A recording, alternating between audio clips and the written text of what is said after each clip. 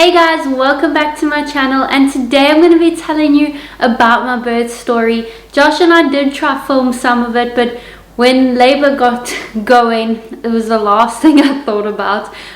So we didn't actually film the full birth, but there's snippets that Josh was able to get, which I'll obviously show in this video.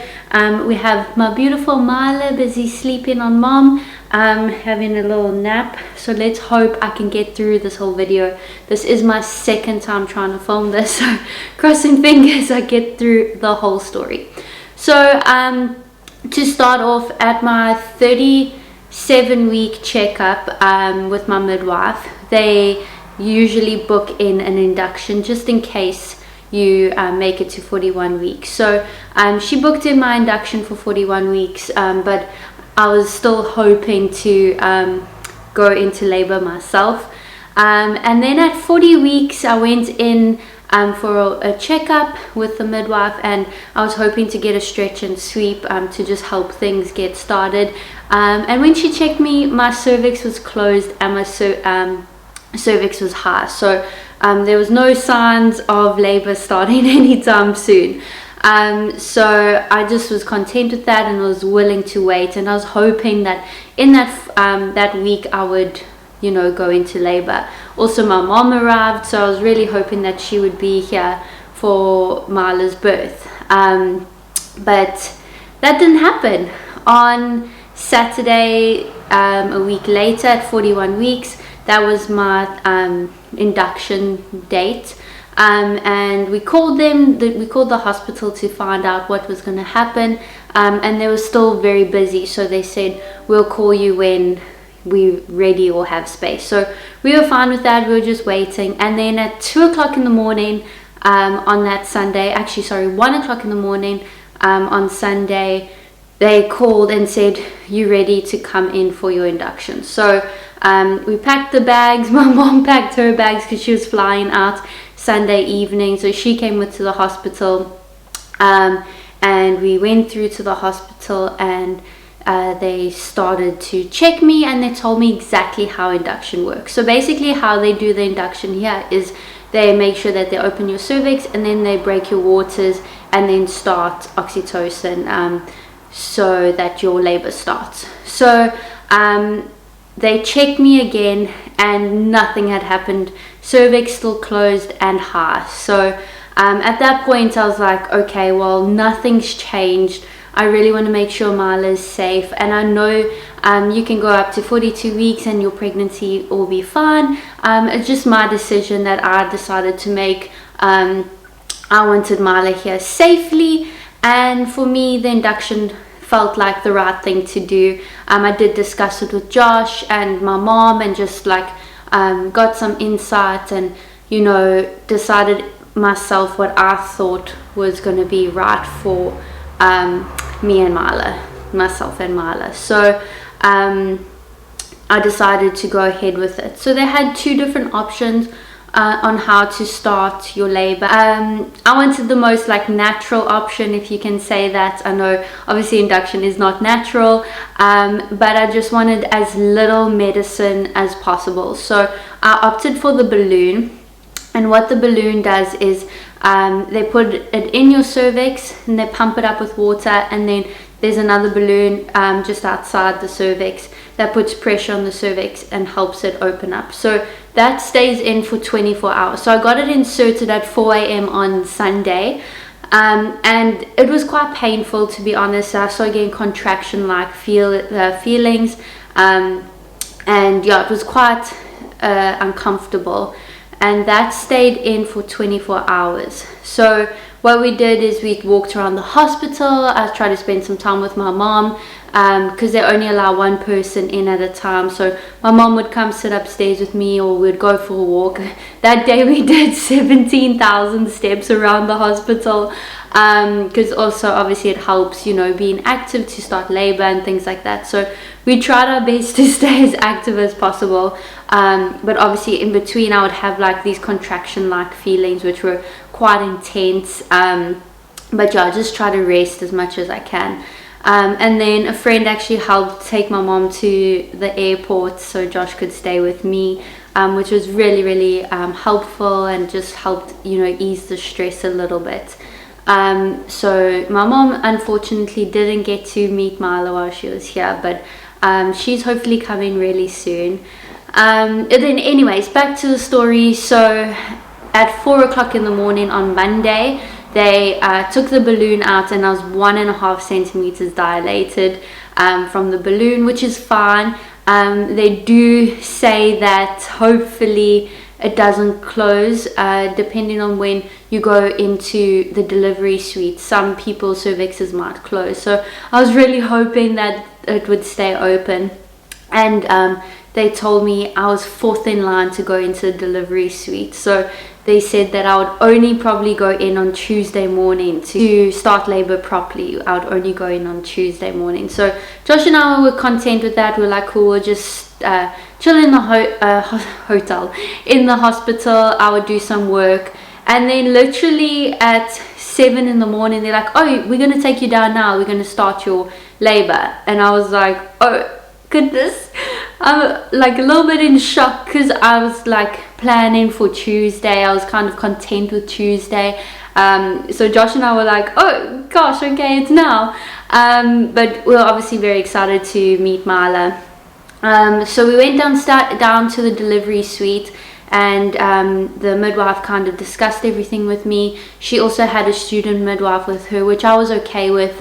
You know, obviously everyone needs to learn. So I had like the student doing quite a lot of the stuff, and then the main midwife kind of teaching her what to do and helping her and guiding her along the way, which was perfectly fine.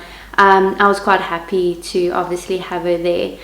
So when we went down, they broke my waters and they said, okay, we need to do oxytocin. And I really didn't want oxytocin. Even on my birth plan, I was like, no oxytocin or pitocin. I know it's called different things in different places.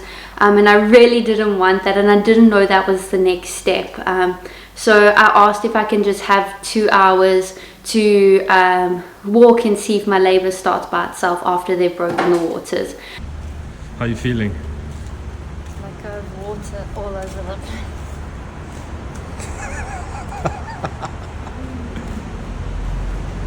Are you ready to have a baby? Yes.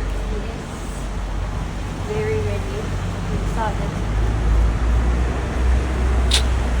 But unfortunately, after going for a walk and 2 hours went by and nothing had changed, I didn't start getting contractions or anything like that. So we had to start the oxytocin. So they put the what's it called? They put the IV into my arm, and they started the oxytocin. The doctors also came in and just explained what would happen and how things would progress and stuff like that. So I felt quite calm and quite content with what was going to happen. So they started the oxytocin, and every 30 minutes they up it. So I started on 1, and then 2, and then I think it was 4, and then 8. I started getting contractions as soon as it started, but they weren't as consistent. So then they moved me up to 16. I don't actually know what the correct dose or terminology is, but I was on 16. So it usually doubles, so it will be 2, 4, 8, and then it went on to 16. So I was on to 16, and I was getting consistent contractions, 10 contractions, 4 contractions in 10 minutes. So they were happy with how my body was progressing. And then after they start that, you kind of just chill in the room. I was sitting on a yoga ball, just moving my hips every time a contraction would come in, and just, you know, going through them. They were quite intense because it was medically induced, so your body doesn't have time like normal labor to kind of go through the motions and progress along. That's what my midwife told me. She said that with the medical, obviously, induction, your body doesn't have a chance to kind of adapt to the normal like labor that you probably would have had.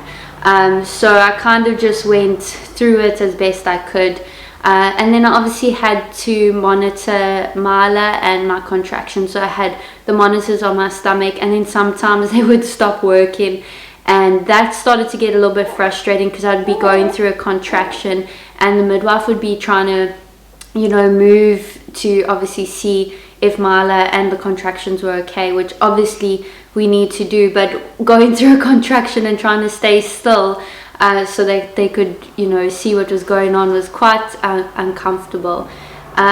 So after that they just leave you on it for I think it was 6 hours, and then they check you again. By this point I was getting a little bit frustrated because obviously there was a student and they're trying to teach them, which I 100% understand, but I was trying to set the tone, dim the lights, have like a good feel good mood, you know, to help also my own oxytocin levels. But they were obviously discussing quite a lot of the stuff in between each contraction, and, you know, making sure that everything was going all right. So I was getting a little bit frustrated, and I was also watching the monitors so I could see when my contraction was coming.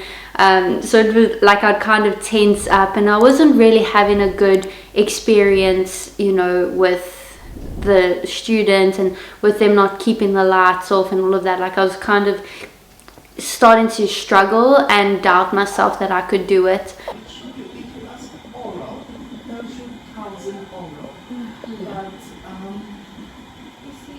Yeah, don't worry. It's correct. This is how it shows. Yeah, this is 750. Yeah. This is sometimes that I'm concerning. I don't know what's doubling there in that. No. But then they checked me at 7 p.m. or 6:30 p.m. and I was only 3 centimeters dilated. So I kind of felt a little bit frustrated because I've been going through the pain since 12. Oh, Marla's saying hello. She's busy dreaming.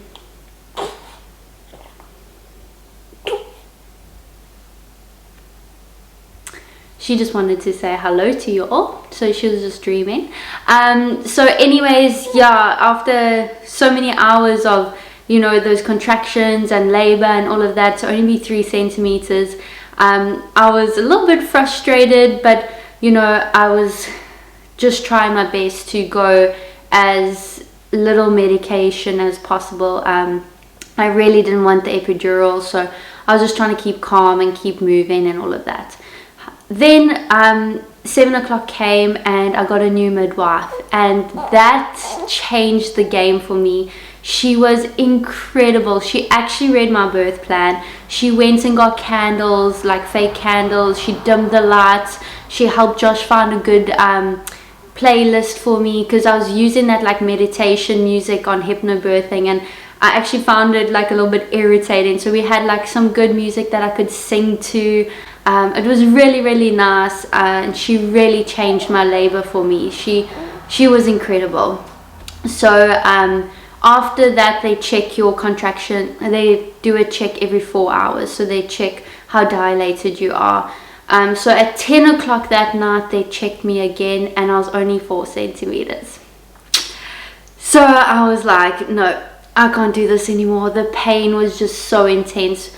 The contractions were just so long. They were about like 2 minutes long, and I was having 4 every 10 minutes. So it really, really, really was getting quite intense, and I was like, I can't do this anymore. From having the contractions the day before with the balloon, and then having contractions then, and I was just getting so tired, and I was just so sore. So my midwife was like, why don't you try morphine? So I was like, whatever. If that will help me get through the pain, I need it. So I got the morphine thinking that the pain in my contractions would stop, but it didn't. It did not take away the pain. It actually just made me kind of feel a little bit like high, almost like my head was like a little bit like light, and I actually started to fall asleep in between contractions, which I needed that rest, because obviously I was up at 1 the morning before, getting checked all night. So it was actually quite nice to kind of rest in between the contractions. But then my contractions stopped being so consistent, so they actually had to up my oxytocin. so we upped it to 24. Like I said earlier, they double it, so from 16 to 24, and the most they do is I think 36. So I was one away from having the most amount that you can have. So once she upped it, the pain was quite intense. I remember just trying to breathe through it. Josh was really good in asking me how I was, talking to me, helping me believe in myself, because I was going through parts where I was really doubting myself. And at that point I kind of asked, I was like, I need an epidural. I was like, I can't do this, I need an epidural. So the midwife went and asked where the doctors were, and the one was busy in theatre, and she said that there was another one that could come, but she was busy, so we'd have to wait a little while. So I was like, okay, that's fine, let's just see how it goes. So then another 4 hours passed, and the morphine only lasts for 4 hours, so by that point the morphine was wearing off. I was like less like sleepy and a little bit more alert. So 4 hours later she checked my cervix, and I was 9 centimeters. So I kind of felt like that was a win, like going through all that pain. I was like, yes, it's kind of worth it, I got it, I'm almost there. And she's like, okay, well now you're 9 centimeters, so you have to decide if you want the epidural or not. So I was like to Josh, I'm like, I'm right there, I'm so close, I can do this. And then I was like, I don't know if I can do this, what if pushing is really intense. But I also wanted to, you know, be able to move after giving birth, and like, you know, have a quicker recovery. I really, you know, I wanted to be able to give birth a little bit more how I wanted to give birth, if that makes sense. So an epidural just wasn't really what I wanted. So I was like, oh, I'm almost there. So after being 9 centimeters, they said they'll check me at in 2 hours. So literally within the next hour, I was like, I need to push. My body is telling me to push. And my midwife was like, no, Logan, we just checked you, you're only 9 centimeters. You can't push. You cannot push. And I was like, well, I'm sorry, but my body's doing it. Like, it's just doing it. And each contraction, I was literally just like pushing without like even trying. Like, my body was just doing it. So I actually got onto my knees and faced the back of the bed, because at that point I was lying on my side with a peanut ball in between my legs, because it was a little bit more comfortable than sitting on the ball, and obviously falling asleep in between contractions, the peanut ball was quite comfy. So yeah, I ended up going onto my knees, and I was like, I'm sorry, I'm pushing. So the midwife called another midwife and the main midwife, and she's like, Logan, let me just check quickly again. And I was 10 centimeters. So I was quite happy that I got to the point where I was able to push and you know, do it how my body wanted me to do it. So yeah, I started pushing, and I had been pushing for a little while, and Mila's head got stuck. She had been stuck for about 10 minutes, and you know, some women naturally tear, but my body was just not tearing or allowing more space for her to get out. And with her head being stuck for so long, they said that they need to cut me open. So then they actually had to cut my perineum to just allow a little bit more space for Mila's head to come out. So on the next contraction, they said, okay, next contraction, you need to lie on your back, and you need to push as we cut, like we cut. So I was like, okay. So next contraction came, and I started pushing, and they cut, and Mila literally slipped right out. And I'd only pushed for about 30 minutes, and she was here. And that was that. I couldn't believe she was born. She made it into the world. It was a little bit different to how I wanted. I wanted a fully unmedicated birth, but I was so proud of myself for going through it without an epidural, and I was able to give birth to her through like vaginal birth, and mostly how I wanted to give birth to her. And yeah, she arrived weighing 3.35 kilograms. healthy. She was everything we wanted. After birth, we still didn't know what we wanted to name her, so we had to go through a few like minutes, and we eventually decided to name her Mala, and her middle name's Rain for my mom, Lorraine. And she's just perfect. She's the biggest blessing ever.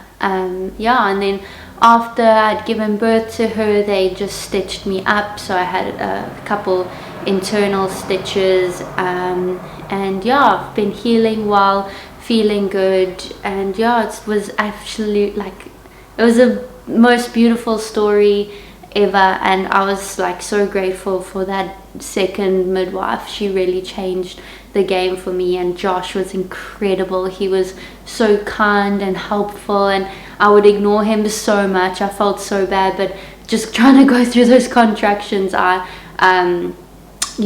kind of just needed to just keep quiet and be in my own space. But yeah, that was our beautiful story. Our gorgeous little girl is here, and I wouldn't have done it any way else. I'm just glad she's healthy, and I'm able to be here with her now, and yeah, she's just the biggest blessing. So I hope you enjoyed our story.